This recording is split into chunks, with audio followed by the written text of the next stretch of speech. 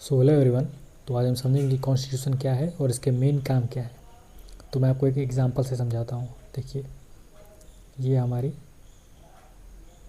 अभी आप इसको मुर्गी समझ लीजिए। ये हमारी मुर्गी है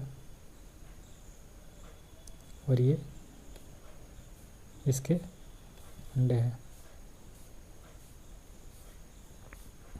अब देखिए, ये जो मुर्गी है, आप समझिए कि जितने भी आपको अंडे दिख रहे हैं, जितने भी आपको ये अंडे दिख रहे हैं, ये क्या करेंगे? ये सारे अंडे मुर्गी से ही तो आए हैं। ये सारे अंडे जो है, ये हैन जो है मुर्गी है, ये सारे अंडे इस मुर्गी से ही आए हैं।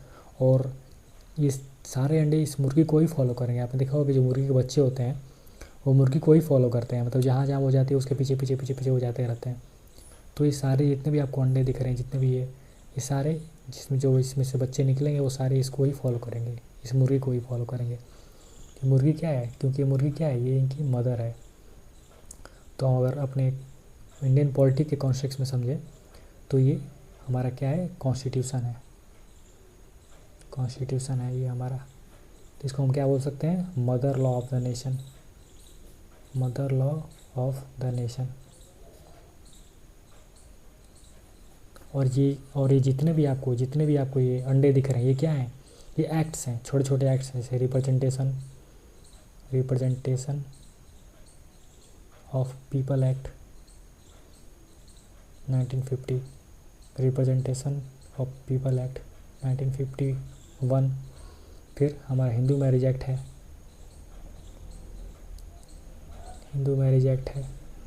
हमारा मोटर व्हीकल एक्ट है,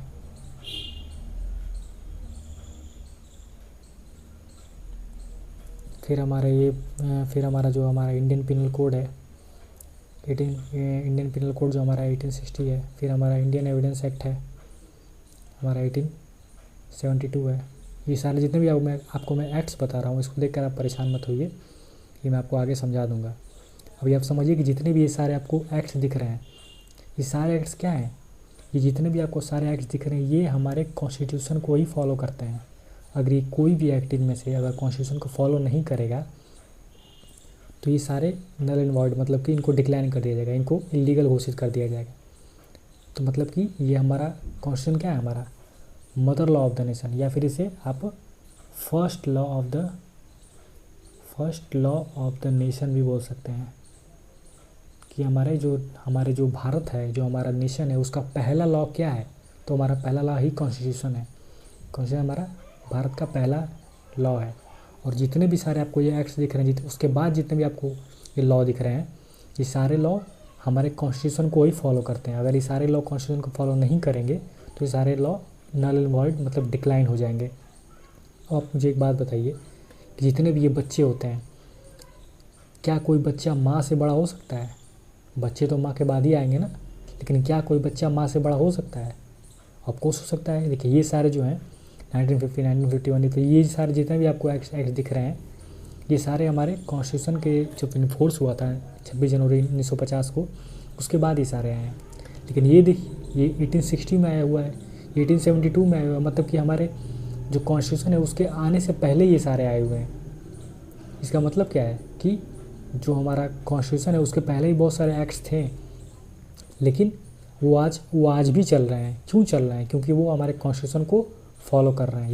ये भी जो एक्ट्स हैं, ये हमारे कॉन्स्टिट्यूशन के हिसाब से ही चलते हैं। इनको ये हमारे कॉन्स्टिट्यूशन को ये जो एक्ट्स हैं, जो हमारे कॉन्स्टिट्यूशन बनने के पहले थे, वो हमारे कॉन्स्टिट्यूशन को फॉलो करते हैं, इसलिए आज वो लीगल हैं। अगर ये फॉलो नहीं करते कॉन्स्टिट्यूशन को तो ये इलीगल हो जाते हैं। तो कॉन्स्टिट्यूशन क्या है? तो कॉन्स्टिट्यूशन इज द फंडामेंटल मतलब बेसिक, जो को मैंने बताया कि सबसे फर्स्ट लॉ बेसिक है, फर्स्ट है ये। Constitution is a fundamental and organic law of the nation.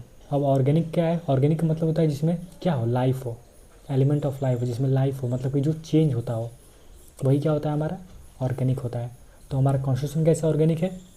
अब देखिए, आपने सुना होगा अमेंडमेंट। हमारे कॉन्स्टिट्यूशन बहुत सारे अमेंडमेंट होते हैं, मतलब बहुत सारे लॉज को चेंज किया जाता है। तो ये चेंज किस में होता है? जिसमें लाइफ हो उसी में तो चेंज होता है। इसका मतलब कि हमारा जो कॉन्स्टिट्यूशन है वो क्या है, अलाइव है, इसलिए इसको ऑर्गेनिक बोल रहा हूँ मैं। क्या है, इसमें लाइफ है और ये चेंज करता जा रहा है। तो क्या हुआ, constitution is a fundamental and organic law of the nation that establishes the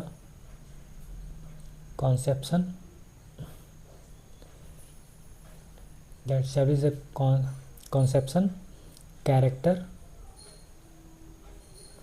and organization। और मैं सारे समझाऊंगा आपको, कॉन्सेप्शन क्या होता है, कैरेक्टर क्या होता है, ऑर्गेनाइजेशन ऑफ द नेशन।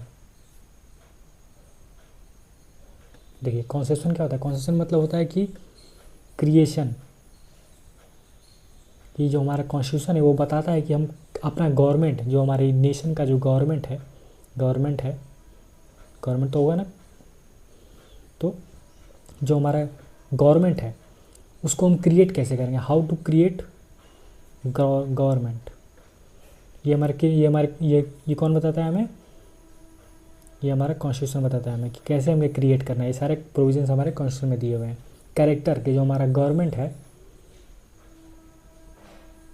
उसका कैरेक्टर क्या है, मतलब कि हम क्या हैं, सॉवरेन है, सॉवरेन मतलब कि हम सॉवरेन हैं, सेकुलर हैं, डेमोक्रेटिक हैं, रिपब्लिक हैं। सॉवरेन मतलब कि हम जितने भी हमारे डिसीजंस होते हैं हम इंडिपेंडेंट है अपने डिसीजंस लेने के लिए। सेकुलर है मतलब कि हम किसी धर्म को फॉलो नहीं करते, किसी एक धर्म को फॉलो नहीं करते। डेमोक्रेटिक है कि हमारे जो शासन है वो पीपल द्वारा, लोगों द्वारा शासन है, मतलब कि लोग चुनते हैं, लोग यहाँ पे शासन करते हैं। और रिपब्लिक मतलब कि जो सबसे बड़ा, जो हमारे यहाँ का सबसे बड़ा अधिकारी है, जो सबसे बड़ा ऑफिसर है, जो सबसे हेड ऑफ द स्टेट है हमारा, वो क्या है, इलेक्टेड है मतलब कि वो चुना गया है, वो हेरिडेटरी नहीं है। मतलब कि ऐसा नहीं कि किसी के पापा प्रेसिडेंट थे तो वो भी प्रेसिडेंट बन गया, नहीं, हमने उनको चुना है। तो ये हमारा क्या है, कैरेक्टर है गवर्नमेंट का। तो ये भी कौन बताता है हमें, कॉन्स्टिट्यूशन बताता है। और ऑर्गेनाइजेशन मतलब कि डिज़ाइन, कि हमारा गवर्नमेंट का डिज़ाइन क्या है, मतलब कि किस तरीके से हमने ऑर्गेनाइज़ किया अपने गवर्नमेंट को। जैसे सुना हो अपने पार्लियामेंट होता है, फिर हमारा एग्जीक्यूटिव होता है, स्पेलिंग पे मत जाइएगा, एग्जीक्यूटिव होता है, फिर हमारा जुडिशरी होता है, ये सब सारी चीज़ें होती हैं। तो समझ गए आप क्वेश्चन क्या है, is a fundamental and organic law of the nation, मतलब कि बेसिक है और इसमें एलिमेंट ऑफ लाइफ है, मतलब कि चेंज होता रहता है। ये है उस नेशन का, ये लॉ है, फंडामेंटल एंड ऑर्गेनिक लॉ है उस नेशन का। और जो इस्टेब्लिश करता है, क्या इस्टेब्लिश करता है, तो conception, character and organisation of the government of the nation. Concept मतलब कि कैसे वहाँ का हम गवर्नमेंट क्रिएट करेंगे, कैरेक्टर क्या है, सॉवरेन है, सेकुलर है, डेमोक्रेटिक है, रिपब्लिक है।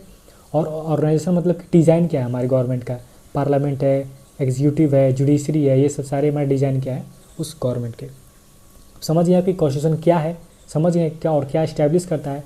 अब इसका काम क्या है, इसका काम क्या है कॉन्स्टिट्यूशन, आखिर इसको यूज़ में कैसे हम लाते हैं, आखिर हमें क्या फ़ायदा मिलता है कॉन्स्टिट्यूशन से। तो मैं आपको समझाता हूँ, देखिए वो भी एक एग्जांपल से। ये देखिए, ये है हमारा,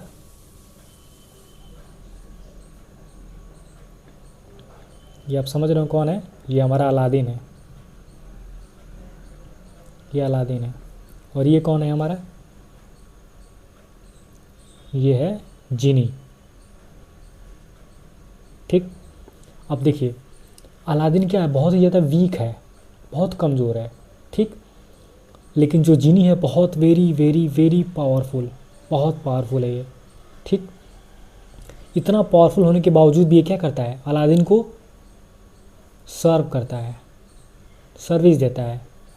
और क्या करता है, ओबीडियंट है, तो बहुत ज़्यादा मतलब इसकी बात मानता है, इसको सर्व करता है। इतने पावरफुल होने के बावजूद, अगर ये चाहे तो एक झटके में इसको मार दे, लेकिन फिर भी इतना पावरफुल होने के बावजूद भी जिनी इसको सर्व करता है, ओबीडियंट करता है। क्यों करता है, क्योंकि इसके पास क्या है, इसके पास है लैंप, ठीक, इसके पास है लैंप अलादीन के पास। और इस लैंप से अलादीन जिनी को कंट्रोल करता है, ठीक। तो ये लैंप क्या हुआ, लैंप ये क्या कर रहा है, ये जिनी की पावर्स को लिमिट कर रहा है। मतलब ये इसको जो जिनी को, ये लैंप जो है जिनी को अलादीन के अगेंस्ट जाने से रोक रहा है। तो अगर इसे हम अपने इंडियन पॉलिटी के कॉन्टेक्स्ट में समझें तो ये हमारा लैंप क्या है, कॉन्स्टिट्यूशन है, कॉन्स्टिट्यूशन है, ठीक। अलादीन कौन है, तो पीपल, हम लोग हैं। और ये जीनी कौन है, तो ये है हमारा गवर्नमेंट है, गवर्नमेंट है, ठीक, समझ गया। तो ये पीपल क्या कर रहे हैं, ये जो गवर्नमेंट है ये हमें सर्व कर रही है, ठीक। गवर्नमेंट हमें सर्व कर रही है, हमारे प्रति ओबीडियंट है, ओबीडियंट है, ठीक है, ओबीडियंट है। और गवर्नमेंट क्या है, बहुत पावरफुल है। गवर्नमेंट के पास आर्मी है, पैसे हैं, पुलिस है, बहुत सारी चीज़ें हैं। उसके बावजूद गवर्नमेंट हमारे अगेंस्ट में काम नहीं करती है, बल्कि हमें ही सर्व करती है, हमारे लिए ही सारे काम करती है। क्यों? क्योंकि हमारे पास कॉन्स्टिट्यूशन है, हमारे पास कॉन्स्टिट्यूशन है जो क्या करता है, जो गवर्नमेंट्स की पावर को लिमिट करता है। अगर गवर्नमेंट हमारे विरोध में काम करेगी तो हम कॉन्स्टिट्यूशन के मदद से गवर्नमेंट ही पलट देंगे। तो समझ गए होंगे आप कॉन्स्टिट्यूशन क्या है। कॉन्स्टिट्यूशन क्या है, फंडामेंटल एंड ऑर्गेनिक। कॉन्स्टिट्यूशन क्या है, fundamental and organic, fundamental and organic law of the nation, जो स्टैब्लिश करता है कॉन्सेप्शन, कैरेक्टर एंड ऑर्गेनाइजेशन। मतलब कि हमारे फंडामेंटल है, फंडामेंटल लॉ है हमारे देश का, और ऑर्गेनिक है मतलब कि ये बदलता रहता है, अमेंडमेंट कर सकते हैं इसमें। और ये क्या स्टैब्लिश करता है, तो कॉन्सेप्शन मतलब कैसे हम गवर्नमेंट को क्रिएट कर सकते हैं, कैरेक्टर कि हमारे गवर्नमेंट का कैरेक्टर क्या है, सॉवरेन, सेकुलर, डेमोक्रेटिक, रिपब्लिक।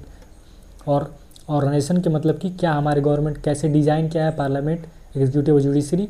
और ये हमें, और हम इसका मेन काम क्या है, तो ये हमारी जो गवर्नमेंट है उसको लिमिट करता है, ताकि ये क्या करना कर सके, हमारा एक्सप्लोटेशन ना कर सके और हमारे लिए ही काम करे, हमें सर्व करे, हमारे प्रति ओबीडियंट रहे और हमें मतलब वेलफेयर मतलब कि हमारा भला करे, ठीक।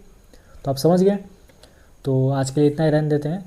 और अगर आपको ऐसे इंडियन पॉलिटी को अच्छे से समझना है तो इस चैनल को सब्सक्राइब करें, और बाकी आगे मिलते हैं, और धन्यवाद।